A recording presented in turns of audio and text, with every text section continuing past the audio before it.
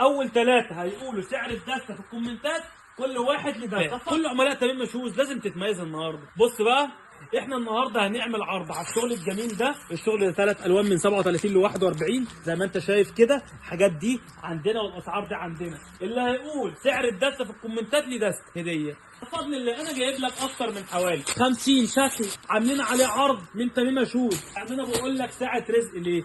يا رب يرزق الجميع. انا عايز اقول لك ان احنا عندنا موديلات كتيره. الحاجات الجميله دي هتميزك الفتره اللي جايه.